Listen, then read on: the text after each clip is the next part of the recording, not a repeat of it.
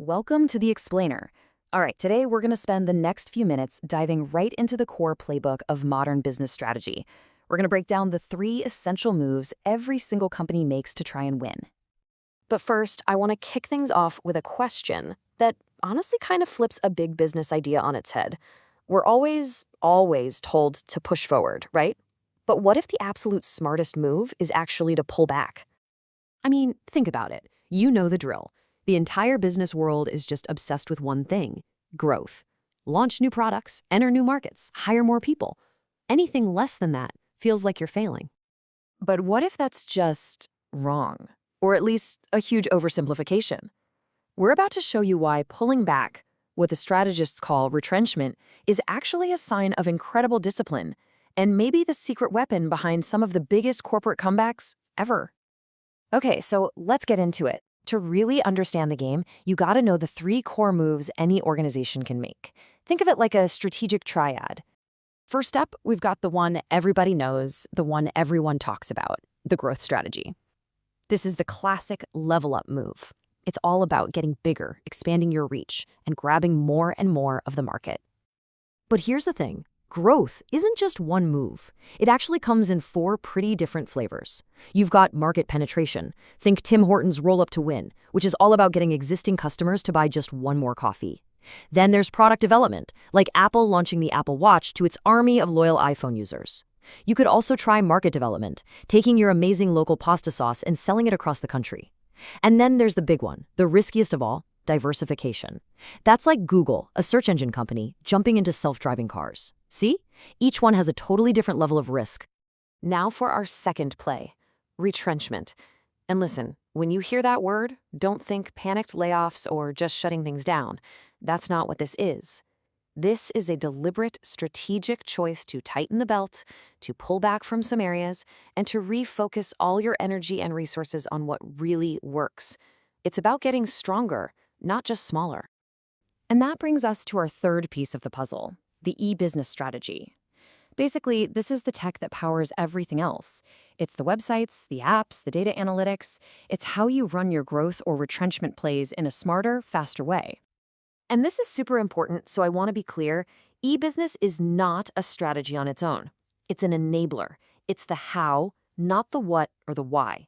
A company doesn't just do e-business. No, it uses e-business to either grow its customer base or to become way more efficient as it retrenches. So how on earth do leaders actually decide which play to run?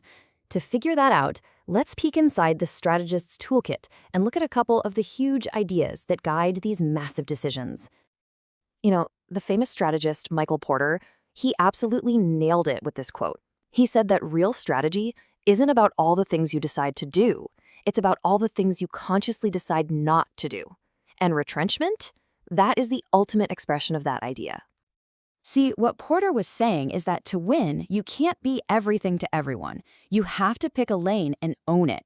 You either win by being the cheapest, like Walmart, or by being unique and super desirable, like Apple, or by totally dominating a small, specific niche. Trying to be all 3 is a recipe for disaster.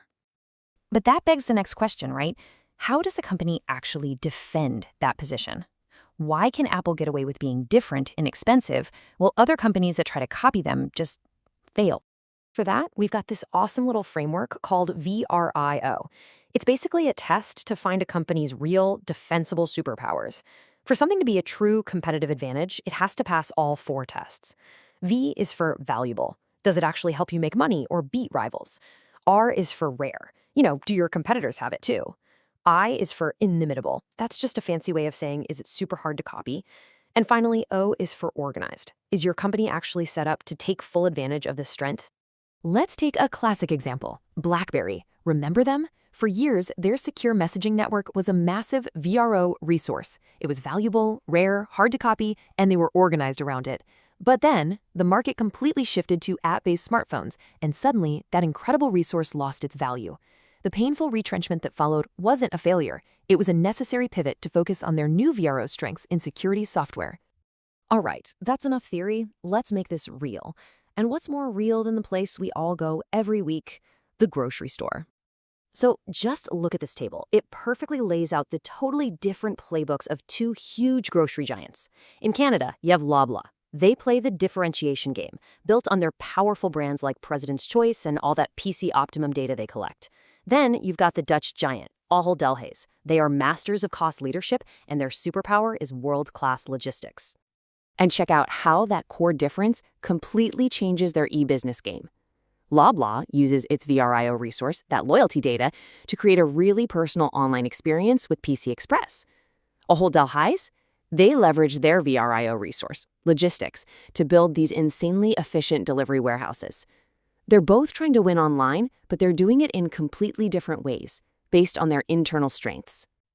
So what's the big takeaway here? It's simple, but it's everything. You can't just copy what your competitor is doing. It will not work.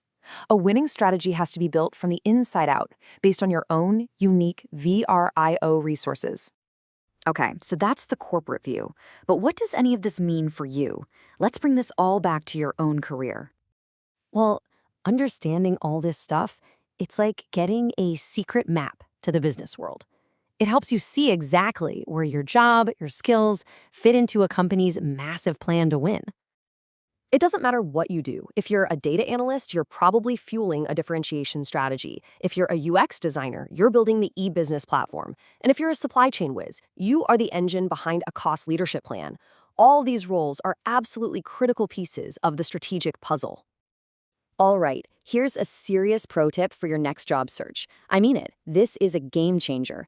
Before you even apply, go read a company's About Us page or their investor reports. Figure out their play. Are they in growth mode or retrenchment mode? Then change your resume to show them exactly how your skills will help them execute that specific play. And I want to leave you with one last thing to chew on. We've spent this whole time talking about these big, long-term strategic plans. But what happens when generative AI can analyze all the market data in real time and spit out thousands of micro-strategies every single second? The whole idea of strategy itself might be about to change forever.